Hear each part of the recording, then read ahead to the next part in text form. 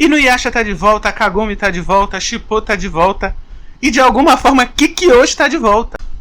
Continuando a saga de Inuyasha, temos além da conclusão do arco do Tatarimok, também o segredo que Inuyasha esconde durante as noites de lua cheia e a estreia de Miroki, um dos mais icônicos personagens desta obra. Isso sem contar que, é claro, nosso herói cachorro favorito vai encontrar um inimigo que não imaginou enfrentar nem em seus piores pesadelos, a sacerdotisa Kikyo renascida.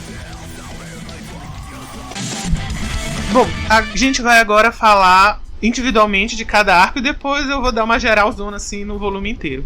Esse volume 3 vai trazer a continuação da história do Tamaronoki, Tatamoki, sei lá, enfim, aquele bichão que é tipo uma bolha com 2 olhos gigantes e que usa flautinha, né, pra levar os espíritos das crianças.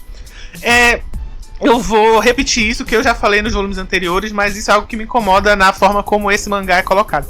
Eu entendo a ideia de dar uma lógica de novela, mas isso funciona em mangás, por exemplo, Dragon Ball, onde os arcos, quando terminam, meio que não terminam, porque eles já dão continuidade pro próximo. Não é o que acontece em Inuyasha. Em Inuyasha você vai ter o início e o final do arco muito bem sedimentado. Por exemplo, aqui, além do final desse que é do volume anterior, você claramente vai ter o arco do Monstro Aranha, né, do Yokai Aranha, completo, que é o arco onde o Inuyasha perde os poderes provisoriamente. E você vai ter também completo o arco da Kikyo ressuscitando. E uma parte do arco da estreia do Miroki, né? Que é um personagem muito importante. Mas onde eu quero chegar? Por que ele é assim? Eu entendo que isso provavelmente é a edição japonesa e que quando você traz aqui pro Brasil você tem que imitar como os donos dos direitos autorais pedem. Então até aí tudo bem. Mas eu preciso reclamar, porque é pra isso que esse canal existe, para eu dar minha opinião sobre as coisas. Isso é um saco, não tem necessidade nenhuma de você dividir dessa forma, porque você tranquilamente poderia remanejar para que o arco começasse e terminasse no mesmo mangá. Dito isso, então a gente vai ter que sempre fazer essa quebra na história. A gente vai começar falando do arco do Tamarinoki e Tataroki, enfim, durante o vídeo eu falo corretamente o nome, é porque eu meio que esqueci, que é esse yokai gigante com os olhos grandes e que usa uma flautinha para se comunicar, né, com as crianças espíritos. Os 3 primeiros capítulos do terceiro volume da edição do mangá continuam e finalizam o arco iniciado no capítulo final do mangá anterior. Respectivamente, Até os Olhos Abrirem, Inferno e Apaziguando o Espírito vão terminar a trágica história da fantasminha Mayu, do yokai Tatarimok e da investigação de Kagome no presente. A história continua com o irmãozinho da Kagome explicando por que ele estava interessado em espíritos malignos. Ele diz que acha que seu coleguinha, que está internado em um hospital desde quando sobreviveu a um incêndio, está sendo assombrado. Kagome e o irmão vão até o apartamento que pegou fogo investigar. E lá, graças às suas habilidades espirituais, a garota é capaz de ver uma menina que se apresenta com uma irmã menor que estava no apartamento no dia do incêndio e acabou morta. Ela diz que quer fazer da vida do irmão e mãe verdadeiros infernos. Depois desse encontro com o espírito zombeteiro, Kagome também vê um yokai esquisitíssimo flutuando próximo à menina morta como um balão. Depois desse encontro, nossa protagonista vai até o passado e seus amigos explicam que se trata de um yokai chamado Tatarimok. Ele cuida de crianças que morreram precocemente, porém com uma conotação bem trágica a toda a sua existência. Essa entidade acompanha essas crianças tocando uma flauta para acalmá-las e eventualmente levá-las para o céu. Porém, se a criança se recusar a se livrar dos sentimentos ruins, o yokai despacha as coitadinhas para o inferno. Kagome volta à sua era, se aproxima da mãe que acompanhava o filho ainda hospitalizado. Ela entende toda a situação e o motivo que levou a menina a acabar sendo vítima do fogo. Hora de usar sua alma de sacerdotisa para impedir que a menina morta caia em desgraça e acabe levando o resto da família junto. Parabéns à autora por conseguir fazer uma história tão trágica e acabar com um final de tom tão positivo. Temos novamente um pouco do Inuyasha no mundo moderno, que eu sempre acho legal de ver. O capítulo 36, 37 e 38 vai tratar dessa história e eu gostei muito. Eu achei que ela é bem sensível ao mesmo tempo que... Sabe quando você tem uma história que é trágica por natureza desde o início? Não tem muito o que fazer, mas mesmo assim você consegue trazer uma história muito bonita. E eu acho que isso é uma das coisas que eu mais gosto na autora, na Rumiko, né? Que trabalham em mangás muito importantes. Além desse, o Yuratsi, sei lá como é que fala o nome, daquela menina alienígena lá com o biquíni amarelo. E o Rama Meio, que agora tá fazendo grande sucesso no remake do anime. Então é surpreendente como ela consegue tanto acertar quando tá fazendo a comédia e acertar no drama também. Porque às vezes quando a pessoa escreve drama, principalmente o mangá e enfim... Sou da época dos mangás de animes melodramáticos que faziam sucesso, estilo Cavaleiros do Zodíaco. Então, ela conseguir fazer uma história dramática, mas ao mesmo tempo que não não fique piegas e que faça sentido também, sabe? É uma história de luto, do início ao fim, mas ela mostra que mesmo no luto, você precisa ter a sensação de que teve um desfecho positivo. Outra coisa bem legal nessa história é que basicamente é uma história da Kagome. O Inuyasha vai aparecer e eu sempre acho bem legal ver o Inuyasha nos tempos mais modernos, mas aqui é ela, de uma certa forma, agindo como uma sacerdotisa. Ela vê o espírito por causa das habilidades dela e é ela que tem que fazer a ponte entre os sentimentos da menina e os sentimentos da mãe.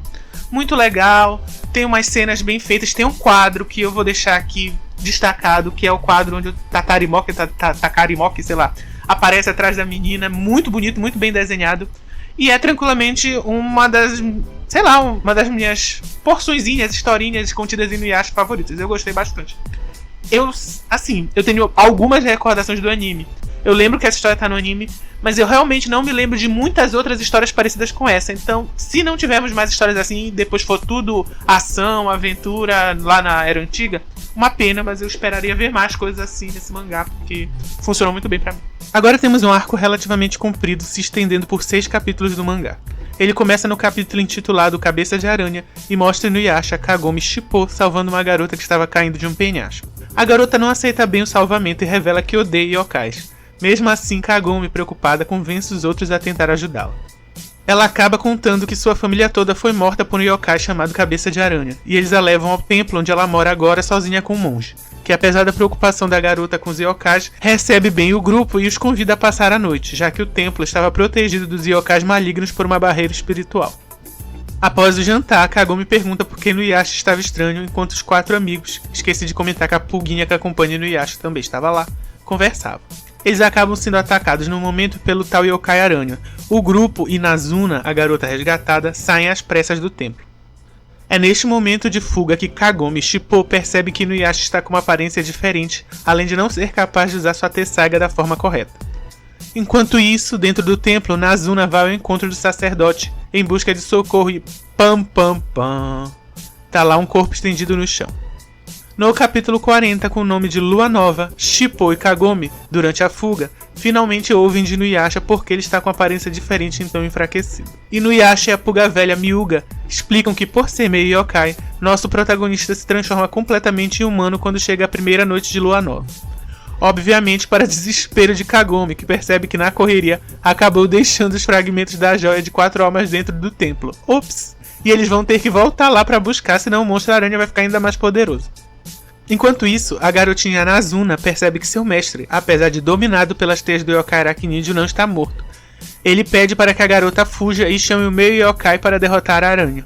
Ela consegue reencontrar os heróis e eles voltam tendo que lutar desesperadamente contra os bichos, uma vez que Inuyasha está sem poderes, para salvar o ancião e recuperar a joia antes que seja absorvida pelo monstro. Nos capítulos A Teia de Aranha e Aprisionados, o embate entre o grupo de heróis e o yokai começa diretamente, com Inuyasha sendo surpreendido diversas vezes pelo monstro, a ponto inclusive de ser mordido e envenenado. Também descobrindo a surpreendente identidade do líder das criaturas. O grupo consegue eventualmente selar um quarto e se tranca lá dentro. Depois, o monstro invade. Eles acabam conseguindo recuperar a joia e o monstro também absorve a joia. Enfim, é um lance meio Tom e Jerry aqui. Os capítulos seguintes, chamados de A Recuperação de Inuyasha e a Localização do Fragmento, mostram o fim desta luta intricada entre o grupo de Inuyasha e o Monstro-Aranha, que com o poder da joia começa a se transformar de forma cada vez mais grotesca. Continuando aí, tem esse segundo arco, que é o do yokai Cabeça de Aranha, né? Teia de Aranha? É, Cabeça de Aranha. E da destransformação do Inuyasha. A primeira coisa que eu acho muito inusitada nessa história é que é uma das primeiras vezes que eu vejo um shonen onde o protagonista tem uma transformação que deixa ele mais fraco. Normalmente é o oposto, né? Se você pensar, continuando com as 1 zilhão de comparações que está sendo feita com Dragon Ball aqui nesse vídeo específico, o Goku tem uma transformação logo no início de Dragon Ball, mas é uma transformação assim que, apesar dele perder o controle, ele vira o macaco gigante, que depois, eu acho que só depois que iam dar o nome de Ozaru pra ele. Mas ele fica mais forte. O macaco meio que salva geral de morrer lá nas mãos do Pilaf. E aqui é a primeira vez, da mesma forma que o Goku não se transformou porque quis no macaco, não se transformava porque quis, o Inuyasha não se destransforma porque ele quer. E aqui o que acontece é que durante um certo período de tempo, se eu não me engano é na primeira lua cheia do mês ou algo assim, a parte humana de Inuyasha toma conta da parte de yokai e ele perde os poderes. E aconteceu no pior momento possível, tudo porque o yokai, né, o meio yokai, o Inuyasha, ele ainda não confia na Kagome e não confia nos companheiros dele. Então, em vez dele dizer que corria o risco dele ficar fraco, não, ele segue com a aventura. E aí, no momento que eles mais precisam, porque estão sendo atacados por esse cabeça de aranha, ele tá lá fracote. É isso aí. E aí, altas confusões de arrasar a Kagome, o Shippo, a Pulguinha, que eu esqueci o nome, e o Inuyasha, além da menina que eles salvam no início, né, que tem ódio de yokais, porque a família dela foi morta por yokais. E devido à natureza de todas as histórias de Inuyasha, né, personagens como ela vão aparecer muito. E alguns desses personagens vão ser personagens chaves daqui a pouco. Pelo menos no anime acontece, e eu acredito que aconteça no mangá também. Outra coisa que eu queria acrescentar nessa parte. As cenas de luta são muito boas. Dessa contra o bicho aranha lá. Todas. Seja o Inuyasha transformado, seja destransformado, seja a menina e a Agome ajudando. Você tem bons momentos de comédia também envolvendo o Shippo. Então eu adorei essa parte, assim. É uma aventura legal. Ao mesmo tempo que ela não vai ter grandes repercussões no sentido de avançar a história, ela traz grandes repercussões para a mitologia, pois agora sabemos que Inuyasha tem essa fraqueza, vamos dizer assim. A saga de Inuyasha volta a esquentar. Além da busca pelos fragmentos da Joia de Quatro Almas, há a partir deste capítulo uma nova trama inserida no mangá, com graves repercussões para os protagonistas. Tudo começa no capítulo Terra e Ossos, que começa com uma yokai bruxa velha voando pelas árvores próximas a Kagome e Inuyasha. Ele sente nela um cheiro de sangue familiar e percebe que ela veio do vilarejo onde Kikyo morava. Ao chegar lá, eles encontram a vovó Kaede machucada e descobrem por ela que o vilarejo foi atacado por essa bruxa, que estava interessada em escavar o túmulo da sacerdotisa Kikyo e roubar, além da ossada, a terra em que estava enterrada. A vovó Kaede, indignada, decide ir atrás da bruxa. Inuyasha, Shippo e Kagome obviamente vão com ela confrontar a yokai e descobrir que tipo de feitiçaria ela pretendia realizar com a ossada. O capítulo seguinte, com o título Vazia por Dentro, mostra a curta, porém intensa jornada deste grupo atrás da bruxa, que roubou a ossada. Eles acabam passando por muitas dificuldades na viagem, enquanto isso a feiticeira está dando cabo de seu plano macabro. A ideia é ressuscitar Kikyo das terras e ossos roubados. Ela assim o faz, porém estranhamente, mesmo que o corpo se movimente e respire, não parece ter a centelha de vida necessária para manifestar Kikyo, sendo somente uma grande boneca. A bruxa percebe que isso ocorreu porque Kikyo não possui mais sua alma, que possivelmente já teria encarnado em outra pessoa. Ela percebe que convenientemente essa pessoa é Kagome, que estava indo em direção a seu esconderijo, e a sequestra para realizar uma transferência, levando a alma que estava no corpo de Kagome para o da Kikyo recém-criada. A bruxa é quase bem sucedida na transferência de alma, mas os poderes misteriosos de Kagome fazem com que a garota permaneça viva. O capítulo seguinte, Rejeição, vai mostrar o grupo de heróis chegando para resgatar Kagome e Inuyasha, dando de cara com Kikyo renascida. Em choque e percebendo que agora que pegou de volta a alma que estava com Kagome, a sacerdotisa não só reconhece o menino cachorro, como imediatamente deseja consumar os sentimentos que levaram para além túmulo. Kikyo sente ódio mortal por Inuyasha e dessa vez jura matá-lo. Aqui há uma grande confusão, pois Inuyasha, mesmo após ter sido selado por décadas pela sacerdotisa, não consegue entender porque ela o odeia tanto. A vovó Kaede, que é irmã de Kikyo, tenta conversar e explicar que Inuyasha não é maligno, mas ela simplesmente não consegue acreditar e começa a atacá-lo. Nos capítulos A Traição e Ódio, temos a briga entre Inuyasha e Kikyo escalando, que são interrompidos pela conversa dos personagens, e por flashbacks que finalmente vão revelar o que levou Inuyasha a ser selado no bosque próximo ao vilarejo.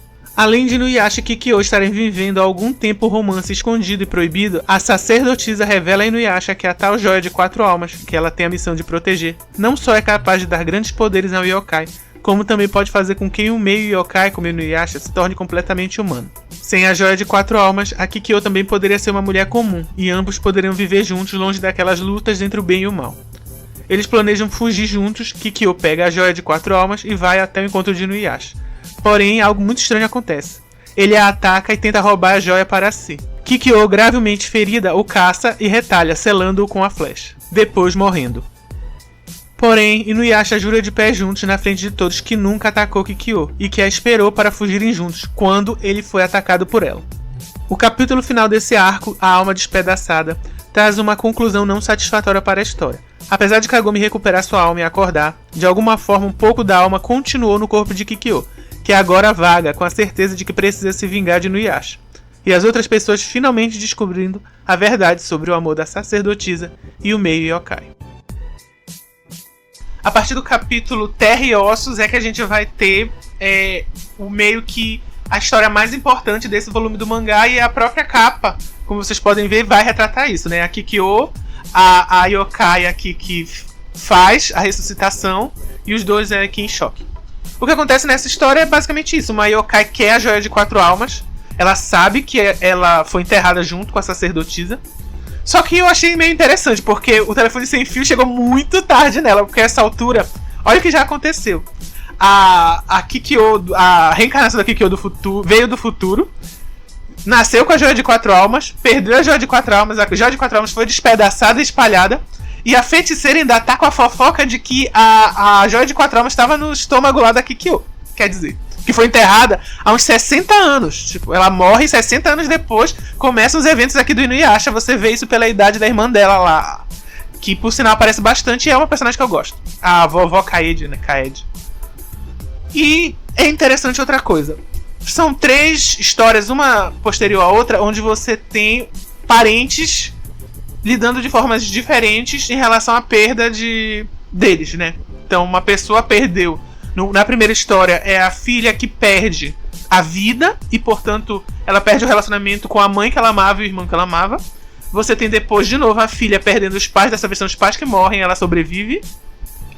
E você tem, posteriormente, agora, né, a história da Kaede, que tinha perdido a irmã há 60 anos e agora se vê tendo que ficar face a face com essa reencarnação dela, que não é uma boa reencarnação, uma ressuscitação.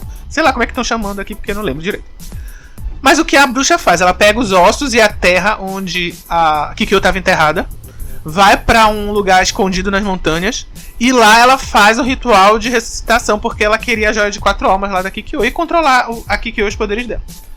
Só que o que acontece? Pra isso, e ela dá a maior sorte, porque a história precisa avançar, ela precisava da Kagome, porque a Kagome já tá com essa alma reencarnada, ressuscitada da Kikyo.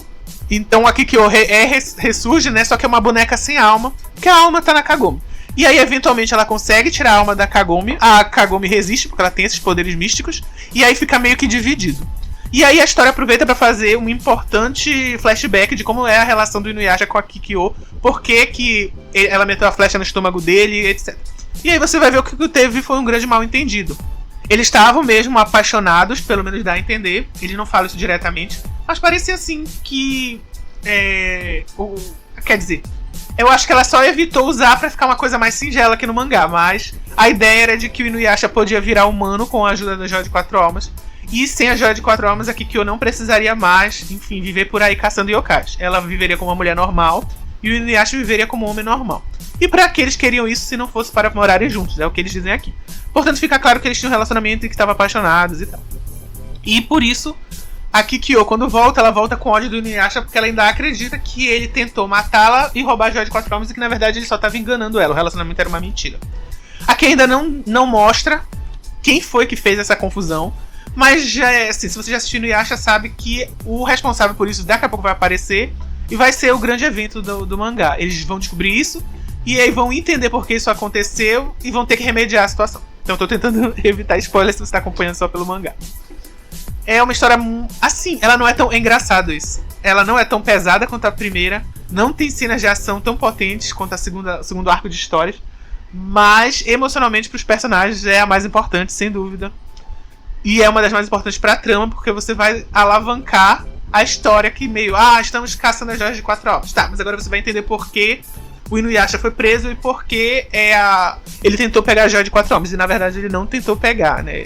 A Kikyo ia oferecer pra ele e ele ia aceitar e se tornar humano. Lances da vida. No final, eles acham que a Kikyo, o corpo ressuscitado da Kikyo morreu, mas não é bem assim, e é uma cena muito bonita, apesar de triste, né? Que é a Kikyo saindo da água com a sensação de que todo mundo tá contra ela, e ela na força, literalmente, dizendo que tá viva por causa da força do ódio e que ela vai se vingar do Inuyasha de qualquer jeito. Novo arco com direito à aparição de um personagem importante. Em Monge Delinquente, começamos pelo ponto de vista deste personagem, que é chamado a um castelo porque a princesa local parece estar amaldiçoada. Ele descobre que se trata de um yokai criando confusão neste castelo, e usando suas habilidades consegue vencê-lo. O yokai era originalmente bem fraquinho, mas tinha em seu poder um fragmento da joia de 4 almas.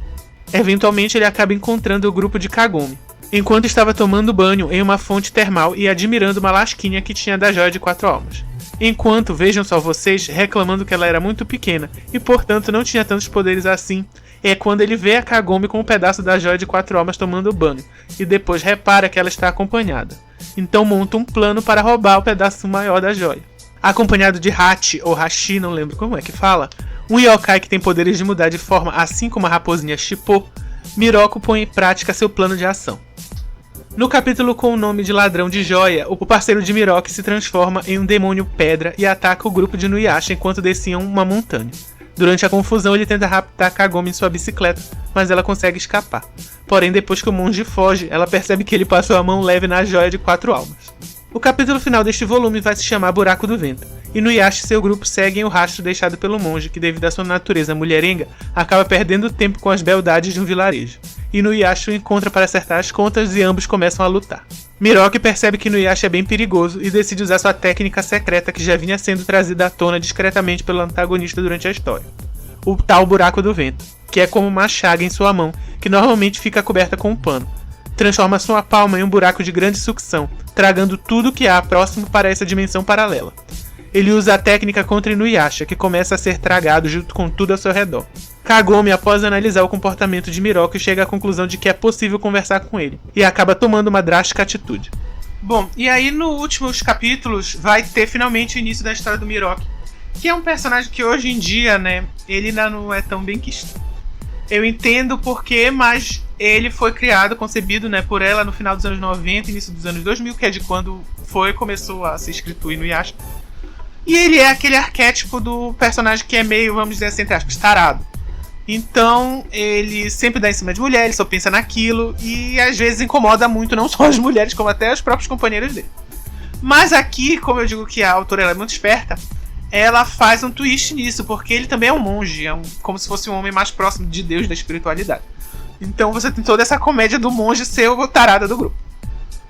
Paralelo a isso, outra coisa muito boa que ela faz com esse personagem, que ela vai fazer com outros personagens na trama, e a Kikyo e a Kagome já apresentam um pouco isso, é conseguir fazer com que os personagens humanos, apesar de serem infinitamente mais fracos que os yokais, consiga ter algumas formas de se defender dos monstros, tenha técnicas, magias, outros personagens vão aparecer e que podem fazer algum tipo de frente contra os yokais, e um desses é o Miroku e o Buraco do Vento, que não deixa de ser uma, como é que eu posso dizer, uma técnica de nome muito curioso pra gente, né, principalmente pra quem não saiu da 5ª série, mas visualmente e a lógica por trás dela eu acho muito legal. Então aqui você não vai ter a conclusão da história, vamos concluir no próximo mangá. Mas o pouco que teve do Miroku já dá pra ver que é um personagem muito legal, e no mangá também é legal.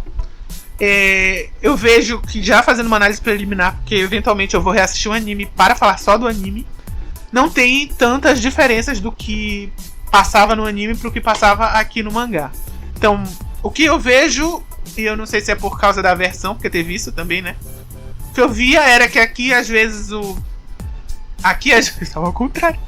Aqui às vezes o desenho ele é mais, vamos dizer assim, mais explícito nas coisas. Então, morte, sangue, às vezes decapitação aparece bastante.